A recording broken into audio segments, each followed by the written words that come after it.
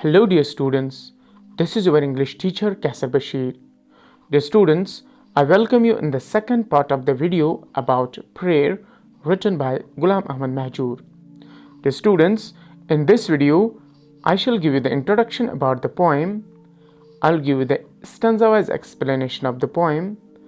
I will also talk about various poetic devices used by the poet in the poem. And in the end, I'll give the assessment regarding the poem.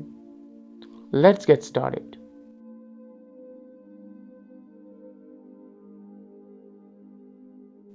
Introduction. Dear students, the poem Prayer is composed by Ghulam Ahmad Mehjoor, popularly known as Shair-e-Kashmir. Some scholars and critics call him the Wordsworth of Kashmir. The poem has been translated from Kashmiri by Professor J.R. Malik. Dear students, the poem is addressed to God. The poet makes certain wishes before the Almighty Allah.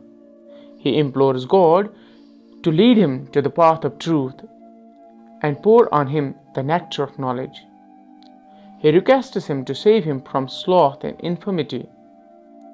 Being a firm believer in God, the poet asks his Lord to always keep him under his umbrage and protection. The poet does not bother if people betray him, but he cannot bear any kind of separation from his Lord. What is a prayer? Dear students, prayer is intentionally conveying a message, usually wishes, to God. It is submitting yourself to Him, asking Him for guidance and forgiveness. Like, صاحبو چأنی ہاوتم ہاوتم Cote کالاہ rows بیزان زأنٸ چاوتم. Dear students, the poem Prayer is recited as prayer in the morning assembly in almost every school of Kashmir Valley. This poem has been sung by various melodious singers of the valley.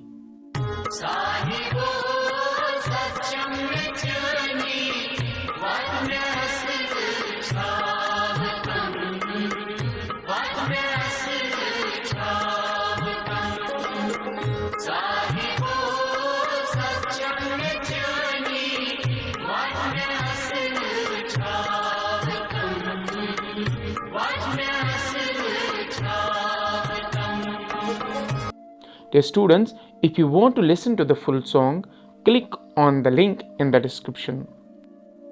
Let me now give you the line-by-line explanation of the poem. Lord, you are my hope and trust.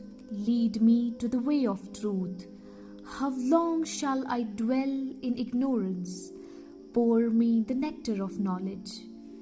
Lend ear to my wailing and pleas. Cure me of ills and pains.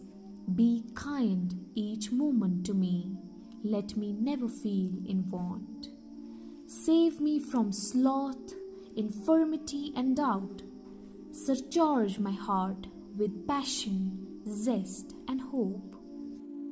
Dear students, in these lines, the poet humbly implores God that He is his trust and hope. Therefore, guide him to the path of truth. He requests him that he cannot live a life of ignorance anymore. He wants him to pay heed to his cries and pleas, and protect him from doing the activities which may hinder him to lead a virtuous life. He entreats the Almighty God to bestow him the knowledge which is pure, clear, and soul-stirring. He asks him to be kind to him all the time and fulfill all his dreams, so that he may never feel in want. He asks God to save him from becoming lazy, weak, and infidel. Rather, kindle his heart and soul with verve, optimism, and faith. Let me not ever chant the sleep-inducing tales. Let me sing the songs which infuse life into the dead. Let me sing of that which inspires people with love and causes all bitterness and hatred to vanish. You brought me to bloom with the earliest vernal breeze. Let not the burning heat of summer wither me grey. In these lines, the poet prays to God to inspire him to write the poetry, which can infuse life into the dead, which can persuade people gone astray come back on the right track, which can fill people with love and affection for one another, which can help people remove biases, prejudices, bitterness, and hatred from their hearts, so that they can live a blessed life. Moreover, the poet prays to Almighty Allah to morally strengthen him, so that worldly wants, which can derail and pollute even a saint, cannot corrupt him even when he is old. Rather, enable him to live a fresh and spiritually sound life. Like dew, how long shall I wait for the first flash of the sun? Awaken me with the flowers in the first stroke of the dawn. In form I am a man, in substance far from humanity. Subject me not to trials, shame not my human form. Forsaken by men am I, and so they call me Mehjoor. People may desert me thus, but you don't abandon me, Lord.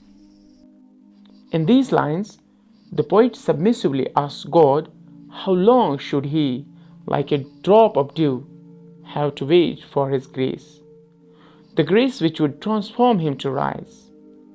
He asks him to give him insight, wisdom, and power to realize the truth. Furthermore, he requests God that it's by appearance that the poet looks like a human, but in reality there's nothing like humanity in him. Therefore, give him no testes and insult not his weak human form, because he does not have the power to face more trials from him. In the end, the poet, being a firm believer in God, asks his Lord to always keep him under his umbrage and protection, because he has been forsaken and deserted. He tells him that it won't matter if people betray him, but he cannot tolerate any kind of separation from him, his Lord. Poetic devices. Simile. To students, these are the two examples of simile used in the poem. Number 1, like dew, how long shall I wait for the first flash of the sun? Number 2, awaken me with the flowers in the first stroke of the dawn. Metaphors. To students, these are the metaphors used by the poet in the poem. Number 1, dwell in ignorance. Number 2, nectar of knowledge. Number 3, the way of truth. Assessment. Question number 1. Which way does the poet implore his Lord to lead him to? Question number 2. What is it that the poet wants to sing? Question number 3. Subject me not to trials, shame not my human form. Explain. Question number 4. Identify the similes and the metaphors used in the poem. Dear students, this is all about the poem. I'll meet you soon with another video. Till then, stay blessed. Khuda Hafiz.